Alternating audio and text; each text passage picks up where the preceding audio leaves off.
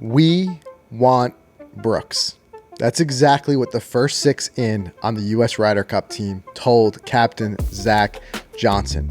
But the question is, was Brooks the correct pick? Was he the kind of easy out to solve a little bit of this LIV drama? And what does Koepka think about all this? Because we've heard him say something that we've never really heard him say before. So, Mike, we've got a lot that we got to dive into here. Yeah, a lot unfolding. So that means that Scotty Scheffler wanted Brooks. Undoubtedly. In fact, we've got a quote here from Scotty Scheffler, which we're going to dive into in a second. Okay. And we say that because realistically, he was the first one in. He was top of the points list. Absolutely.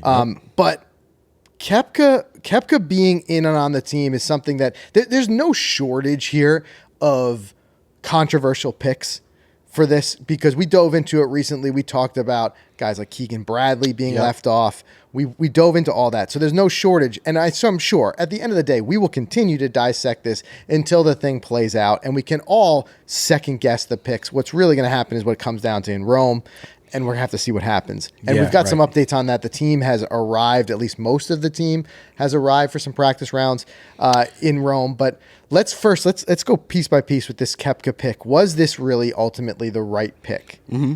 And we saw that right up until the last minute, Brooks was an automatic in. Yeah. As far as points go. He was up there for a while. He was knocking on the door. Because the beginning of the season was electric. Masters finished second. Right. Next major, he won it. Exactly. Mm-hmm. And remember, these guys, realistically, the only way that these LIV guys had an opportunity to get in to the Ryder Cup on their points is how their performance in majors. Mm-hmm. Majors where they were accruing it. Now, a lot of you smartly pointed out in our last podcast, we talked about this in the comments, you said, well, there's also some Asian tour events where they could still kind of, but let's be real, like guys like Brooks, we didn't really even see him on any Asian tour events. Right. He just did what he needed to do. Exactly. And along with some of these other guys. So the other guys who would have had a shot from LIV would have been effectively, and these are the next on the list, would have been Phil Mickelson, Dustin Johnson, Patrick Reed, and Bryson DeChambeau. Do you want to take a guess and see out of that list who had the most points? Points? Yeah. Wow. I'm going to say Bryson, then Phil. It was Phil. Was it because of his Masters performance? It must have been because of his Masters performance. Well. Yeah. So Phil Mickelson was 37 on the list. Dustin Johnson, 40. Patrick Reed, 48. Bryson DeChambeau, 54. Oh, wow. Yeah. Okay. So these are the guys who they would have been big time long shots if they were going to be picked. But yeah, okay. I'll come back to Phil in a second. Let's come back to Phil, but let's just talk about Koepka first of all. Yeah. Was he a shoe-in? Was he an automatic in your mind? Yes. Why? Yes. Because I think you need his mental toughness. I don't know. Something about Brooks, he's a fighter, and he's got a pretty decent, singles matchup record in the last 3 years. I believe he's undefeated. Yeah. Not so well in the other formats, but I just think when it comes down to it, I think the Ryder Cup is won during heads-up match play. Yeah. And that's when you want him on Sunday. So well, running through his record, so Brooks has been in the last 3 Ryder Cups, 2016, 2018, 2021. His overall record is 6-5-1, and he's 2-0-1 in singles. We've talked about it before. He's got the competitive edge there. We know he's going to be great. He's intimidating. In he is. He'll get in your head. I think when it comes down to those other ones, it really depends on who he's matched up with. Yeah. But again, these guys really, as I said, wanted him there. Not everyone thinks it was a great pick, though. Brandel Chambly, of course. Of course. He's anti-LIV forever, and he always will be. His heels are dug in, and he's had some things. We're going to hit you guys with some of those quotes in a second. He's said some things that he does not believe that Brooks should be there. But my other question is, and this is something that I've been kind of mulling over, is did Brooks, out of everybody, did Brooks handle the whole LIV thing? Was he the model for the right way to handle it if you were going to go to LIV? And the reason I say that is that he went there, he took the money, he made a lot of money. Yep. Let's be real about it. And this is no matter what your personal beliefs are on LIV or not. And we want you guys to weigh in, so let us know in the comments. But he, for the most part, kept his mouth largely shut. Yeah. Right? Mm-hmm. We heard, as we always will hear from Brooks Koepka, little funny press conference digs here and there. Like after the merger, he said, "I'll see you at the Travelers." Yep. Certain things like that. but he never became the poster boy for one or the other. So, for example, when I think poster boys, the face of, I think Phil Mickelson on the side of LIV. Yep. And I think a guy like Rory McIlroy on the other side. Yep. Their destinies, in a lot of ways, seem forever tied because they've said so much to one or the other tour. Yeah, they've been vocal. Absolutely. Now, we recently did an entire episode diving into what the future holds for this. We've heard a lot of very credible leaks saying that the tours will be coming together with 18 combined events. We did a whole show on that, so go check that out if you want to be brought up to speed. But you get a guy like Rory who said, I will rather retire than play for LIV, which then forces a situation where now they almost have to like create some sort of other entity, other name where it's not LIV for these combined events. Right. But Brooks, he waited really until the last minute. He was a surprise. No one thought he was going. He went over to LIV. No real big show about it, anything like that. He just seemed to just all of a sudden be playing over there. We had the Full Swing Netflix which showed him like breaking down as a human. Exactly. Which there's certain things in there that rub some people the wrong way, like him forgetting who won the Masters. I'm sure that dig will happen in the locker room. I'm sure. In a couple of weeks. And you're always going to be, with Brooks, you're always going to be good for that. Yep. But I don't think that's enough for him to distance himself where other players don't want to be in the same locker room as him. Right. And if anything, he kind of said he went to LIV because he thought his game would not recover from injuries, right? But you could always tell that it was never like any type of moral or other stance, him going to LIV. Right. Very much where you have like a guy like Phil, who was explicitly saying he was rah-rah LIV and going over there to kind of teach the PGA Tour a lesson for the gripes he had against the PGA Tour. Right, yep. Like the way, the compensation, the money, the way that they use image and likeness, all that type of stuff. Koepka largely stayed out of that. And it makes me wonder, was that the right model? Did he go about this in the way that he can come out of this effectively smelling like roses? He's a win-win because now the guys all still like him and they still want him on the team. Yeah, I think so. I think you're absolutely right. I think he is. I think he's the closest now to the tour players as one of the LIV guys. Yeah. You know what I mean? I don't think anyone else is in tight. You know, you think about all the other names down the roster. I don't think a lot of these guys like Phil still. A lot of these guys don't like Reed. Well, we saw it on Full Swing. Remember, even Rory and some of these guys, the things they had to say about Phil. And Zach Johnson put a very heavy emphasis on chemistry when it came to this team. Of course. Right? You need it. Whether or not that ends up being the right move, you know, because we've seen before with other teams, even like past European teams, where there wasn't necessarily great chemistry, but the guys who were picked were the guys who were the best for that moment. Yeah. And they kind of rose to the occasion. But going back to this, what the captain, Zach Johnson, said, he said, the only thing that was said about Brooks with the guys, specifically the top six that made the team on their own merit, was, we want Brooks Koepka to play for Team USA. There it is. So there it is. There's no denying now that there's no animosity. There's nothing like that. So the other guys, and these guys want to win, right? I think that they saw Koepka's strong record, his strong performance in the early part of the season, and the fact that there's no love lost was what put him in that position. Yeah, and I've been trying to think, like, you know, why was Dustin Johnson overlooked? Why were some of these guys overlooked? But Brooks truly was the best LIV player this year if you had to pick one for the Ryder Cup. Well, that's what I'm saying. The other question I have is, was this effectively the easy out for Zach Johnson? Because he needed to pick one probably. To a certain extent, it would have been very obvious if no LIV guys were selected. It would have been an obvious especially a guy who was against just on the cusp of points. Right. And that's why I'm saying, did Koepka do Zach Johnson the biggest possible favor by putting himself where he did with the points? Yeah, probably. Right? You think about it. Think about these other guys that we listed off, right? Dustin Johnson, Bryson DeChambeau specifically. Both had good performances over at LIV. Yeah. So it's not like these guys where we talked recently about Justin Thomas's very visible struggles, right? We didn't necessarily see that. Where we see was that Dustin Johnson and Bryson DeChambeau didn't play particularly well in the four majors. Right. Right? But they did have some good showing. Bryson DeChambeau with a 58, right? Because they were not accruing any points, they were way down there. Like I said, Dustin Johnson, number 40 in the points list. Bryson DeChambeau, number 54.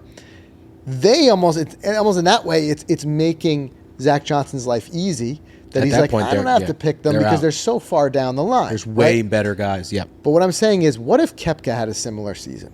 What if Koepka had a dominant season on LIV, but did terrible in the 4 majors, right? Now, you have multiple guys, LIV guys, who would have been way down in the official points, but in the unofficial kind of big picture would have been like, hey, wait a minute, Zach, you got Brooks playing well, you got Bryson playing well, you got DJ playing well. Why are none of them picked? You know what I'm saying? Yeah.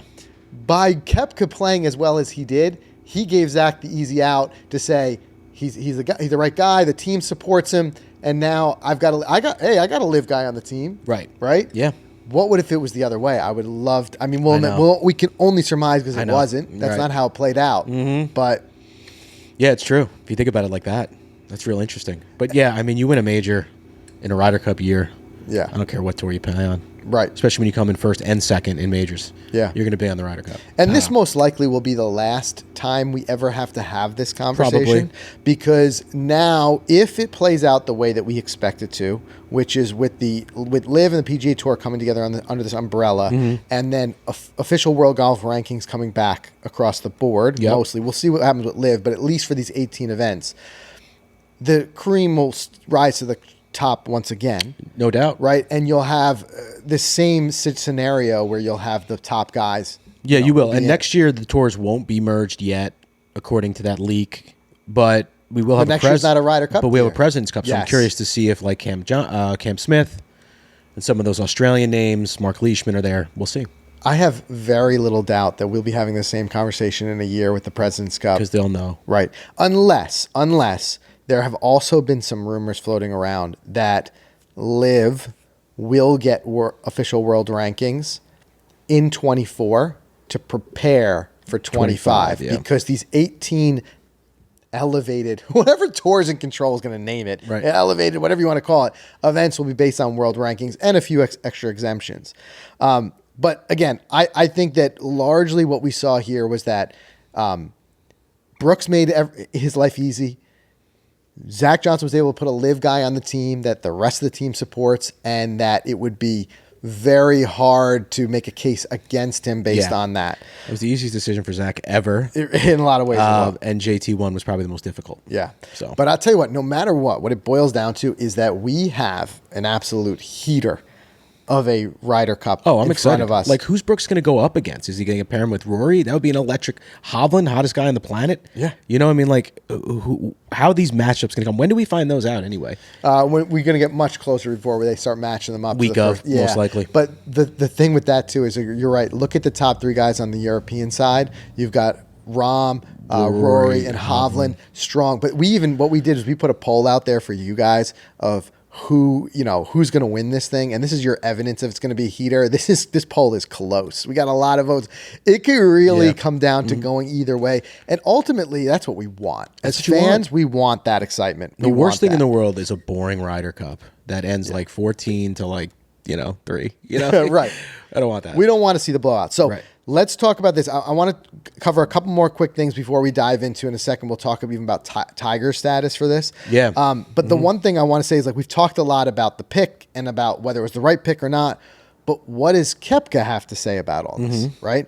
And interesting quote. You don't see this out of Koepka very often. He said, "It's the most nervous I've ever been in a golf tournament. Was teeing it up at the Ryder Cup. I've enjoyed it. And every time I've played, I've just tried and go and get a point for the team."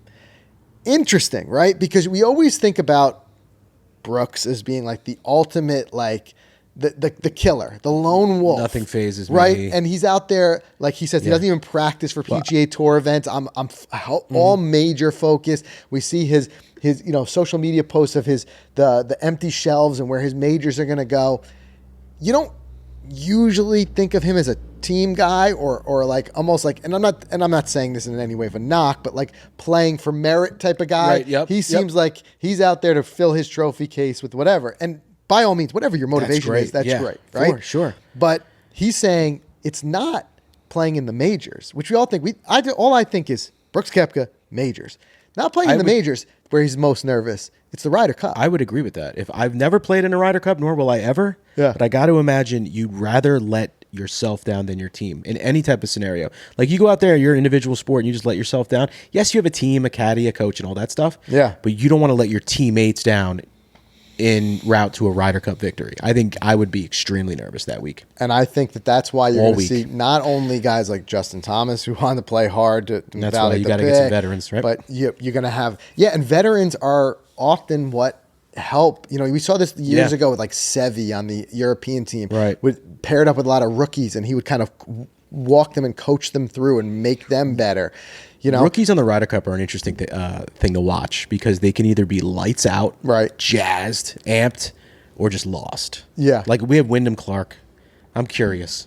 You know what I mean? But you get the right guy with him and just ushers him through that. Yeah, definitely. But yeah, I just thought it was really interesting hearing that quote from Brooks Koepka saying about the most nervous he has been in the past was in his Ryder Cup appearances. Yeah. And you just don't often put nervous with Koepka. He just seems like such an exuding confidence in all scenarios. But I think that's interesting. And I think that he's a guy who's going to be playing his hardest. Because one thing I don't think he enjoys is with LIV. Mm-hmm. I think he enjoys the money. Yeah. I think anybody would. I get it. I don't think he enjoys the small stage of it. And we've talked about it before. The ratings, the reality is, again, whatever your position is on LIV, the reality is the ratings have been much smaller for LIV events than the PGA Tour events. And I think there's certain PGA Tour events, waste management and otherwise, that I think there's certain times Brooks is on that couch and wishing he was somewhere else. Yep. I think he likes the big stage, and I think that's going to be a huge motivating factor. But like I said, not everybody thinks this Koepka pick is the right thing to do. Yeah, well, the big one, it's Chambly. Of course. You can think of Brandel Chambly in two ways. You can think of him as a guy who's convicted in his opinions and sticks to them, and whether you like him or not. Kind of makes a career out of it. Right. So he's going to always be like that. That's the other side. Like, is it intentional? Yeah. Is it an act? I always need to say something in the opposite. That's what I think it is. Because he's been doing it for years. Right. But he stirs the pot. He's very consistent in his pot stirring to the point where I just wonder sometimes, is it intentional or is it really his feeling? But these quotes come from, admittedly, a few weeks ago before the picks were completely solidified. This is when he was speculating of whether or not Koepka should have been picked. But he comes right out with it. Chambly says, I think Koepka is bad for the Ryder Cup team. You know, straight out, bad for it. Mm-hmm. He said, Koepka being at the Ryder Cup, regardless of what he does, will not be whether it will be great for the United States or the Ryder Cup.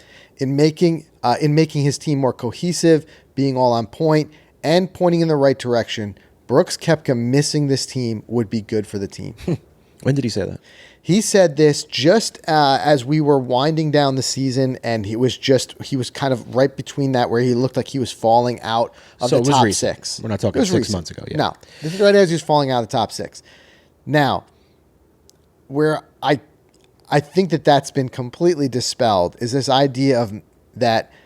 Effective, what he's saying is that it wouldn't make the team more cohesive. Mm-hmm. Well, I mean, the fact that the top six guys in were all saying they wanted him there, right, kind of negates that, in a lot of ways. But here's where, in this next quote, Chambly makes it a little bit more than just about the Koepka pick, and he brings it back to LIV. He says, Koepka being on the Ryder Cup is a referendum on LIV. He said, it will be nothing else. It will be nonstop tweets from bots and everyone that supports LIV about how great this is for LIV, more than being about the Ryder Cup. Okay. So what he was saying effectively is that picking Koepka will take some of the spotlight off of the Ryder Cup and put it back on LIV, and LIV will use this as a way to validating themselves and all that type of stuff. Will you see it in the broadcast? Yes. Will they be like drama about it when you got when they do, their intros, like one LIV can, they'll mention it? I don't think there'll be a word about it. I think they'll mention it, but I don't think they'll talk about it at all in the broadcast. I think I think the outside the broadcast, the speculative talking The heads, hype reel of I don't think promotion anything comes from the Ryder Cup, though, will play that up because it's too divisive. Interesting. I think they want cohesiveness. I think that they'll play up previous records. They'll show hype reels of Brooks Koepka in the previous 3 that he was in. True. I don't Definitely think will the do that. word live comes out of the lips of any of the guys Let's there. see. I think when you have Golf Channel breaking it down and Chambly's there and he's giving his take, You'll hear it He'll there. continue to give his take. Right. But I think when it comes broadcast time, it's going to be all about the team. It's not going to be about this who's on which side. Yeah. I don't see it. But you guys weigh in. Let us know. What do you think about Chambly's take there? Is there any merit to it? Let us know in the comments. The comment section is always open. In fact, it's, oftentimes my favorite part is just hearing some of your takes. We try to make sure that we're representing as many different opinions as possible here, and we want you guys to share your opinions. But again, coming back to what do the most important people say about this pick? What does the actual guys on the team say? And then look no further than Scotty Scheffler. Scotty even said it, and this is when it was like right on that cusp of being picked. He said, and this was right before the During the captain's playoffs. picks. Yes. During an interview. Yep. Scheffler said, Brooks, he goes, I looked at the points list the other night. He was about, I think it was 30 points shy, which I think is the equivalent of like $30,000 throughout the year. If he played one tournament on tour, I think he probably would have been on the team, and he's referencing automatically. Would have been automatic. And then he just went silent. It was like a mic drop situation. Yeah. And then he just moved on, which meant to say, like, if he never left, he'd be on the Ryder Cup automatically. Right. So that was, in a lot of ways, that was Scotty Scheffler's public-facing mention of his feelings on Koepka.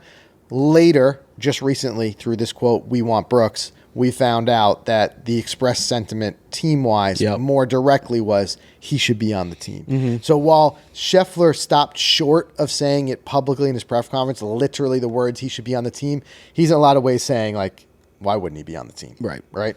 So let's do a quick pause. Let's do a quick word from our sponsors. We're going to come back. We're going to talk about Tiger Woods' involvement. Yeah. How involved will he be? Will he be there? Won't he be there? And I also want to talk about the first arrivals of the team, the U.S. team. I saw some guys made it out there. They did. Quite a few of them made it out there. And we're going to talk about who made it out, who didn't make it out. So let's do a quick word from our sponsors. We're going to come back and talk about that. Look, we all aspire to outperform the player we were yesterday. This takes practice, commitment, and trusting your golf ball will perform the way you need it to on every type of shot.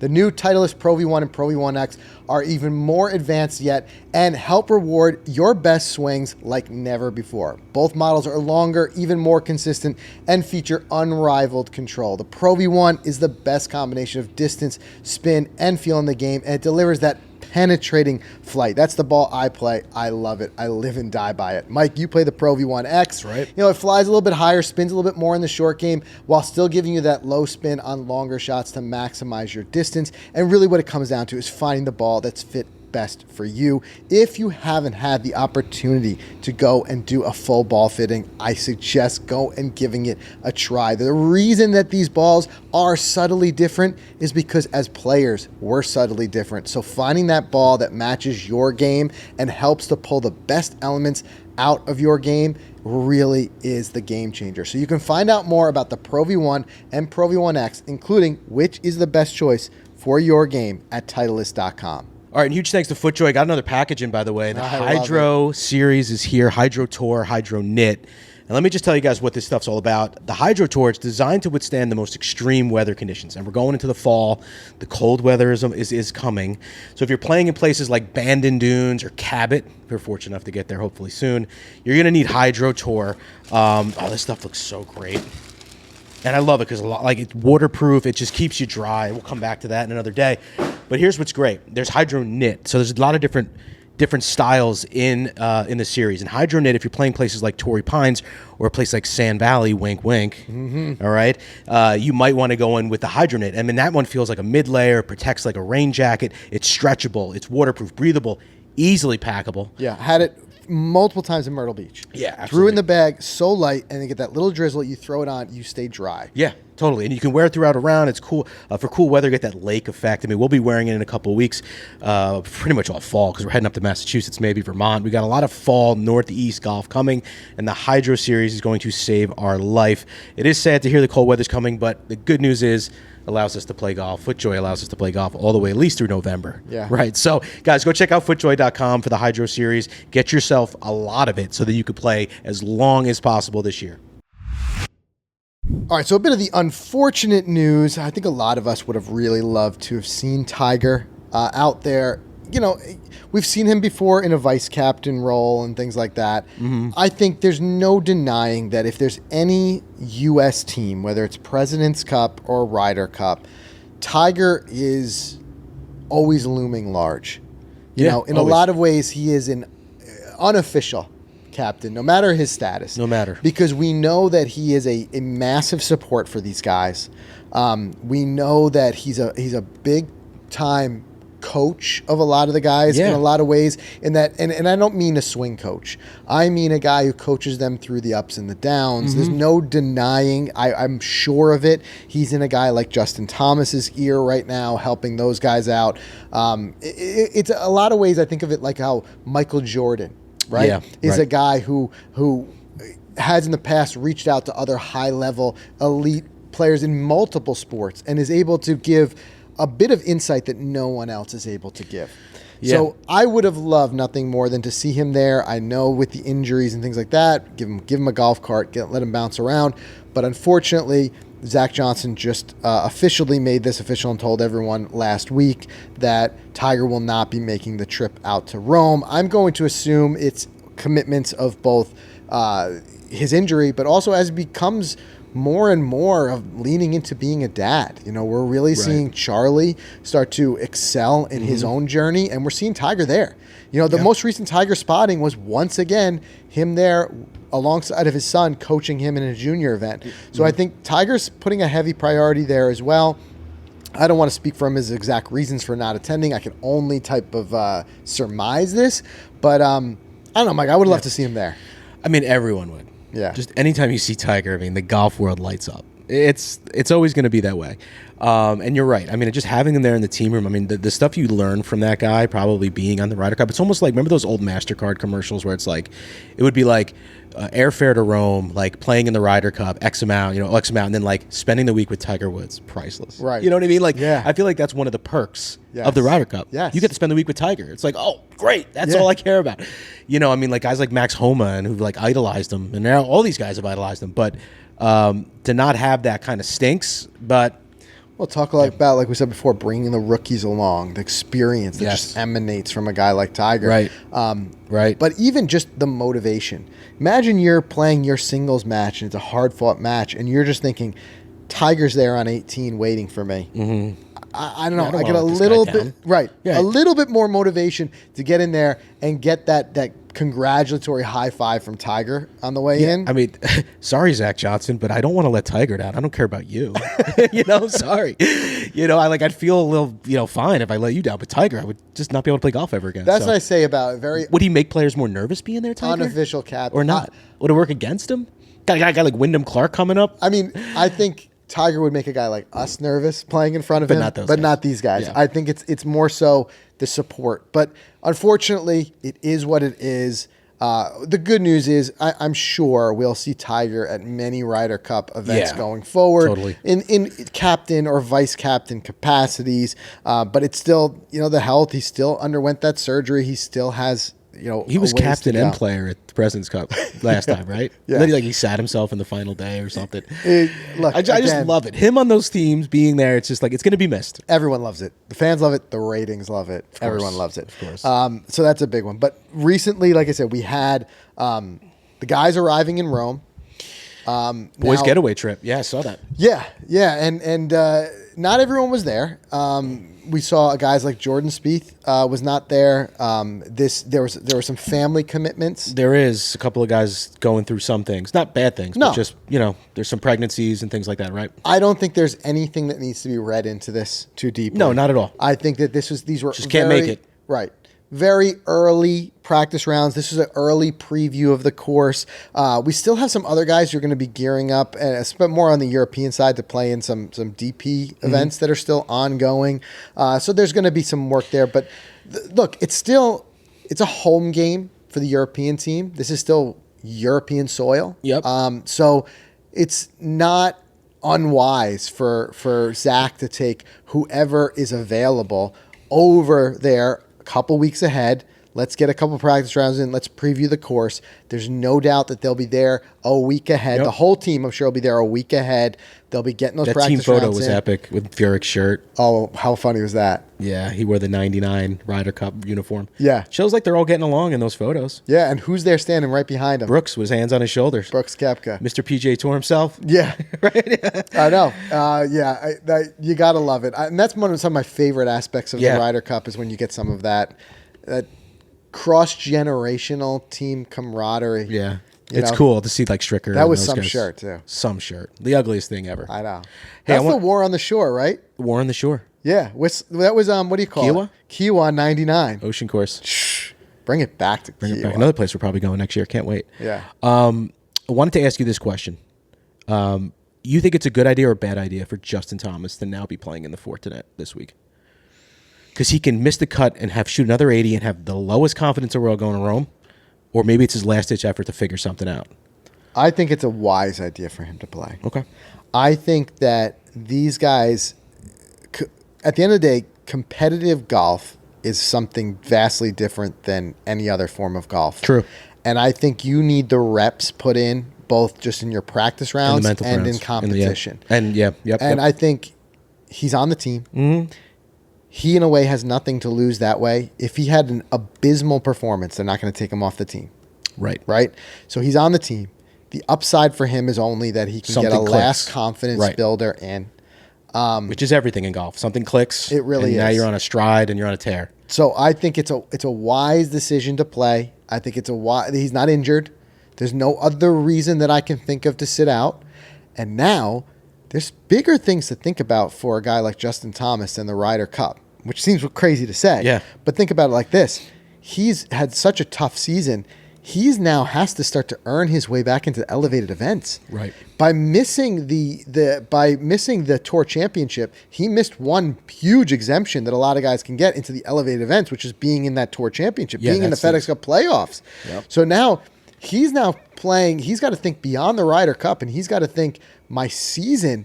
I need to get a win under my belt. I need to get some FedEx Cup points under my So belt. we're going to see him a lot in the fall series, trying to earn his way onto that elevated ascent. You'll probably see that. To me, you'll see him at the RSM and things like that. I think, to me, it's a smart decision for him to say, let me accrue some of those lower hanging fruit FedEx Cup points now while I can. But who knows? I think being in competition, was something that'll keep him kind of in gear. I think it would be tougher for him, having missed the FedEx Cup playoffs, to go almost a month and a half, 2 months almost, without being in competition and have your first competition being at the Ryder Cup. I don't know. I think it was a wise decision for him to put some competition in there. Yeah, I like it. And I think that's a pretty stacked Ryder Cup field. I think you got Cantlay, Xander, you got Homa, past winner, 2-time winner. Yeah. So you're going to see probably a last Ryder Cup ditch effort. I wonder if they strategically placed the Fortinet before the Ryder Cup for that reason. I don't know. But like I said, I think it's a way to say, let's stay informed, guys. You know, a lot of the guys were playing they had just finished up the FedEx Cup, and a lot of the guys made it to East Lake. But for the guys who didn't, you don't want that big of a gap. You want to be able to get out there and play. So anyway, lots of course, to continue to watch as we get closer. At least we know the teams are set, and we know one of those guys is a LIV guy. It's Brooks Koepka. Weigh in with your thoughts in the comments. Make sure you subscribe wherever you get your podcasts. We're going to continue to gear up. And here on the YouTube channel specifically, listen, if you're listening on Spotify or iTunes, know that too, on the YouTube channel, the Golf Podcast YouTube channel, we're going to be continuing to hit you guys with clips of any type of news that unfolds as it unfolds. So make sure you subscribe over there as well, and especially those quick hitters. Like when something happens, we hop in here in the booth real quick and we give you guys an update and our take on it. So we'll have a lot more to come as we get closer to the big date, but it's coming. It's coming, and definitely subscribe for that Monday morning quarterback for the day after, because we're going to break it all down for you guys. 100%. All right, guys, subscribe. We'll see you in the next episode.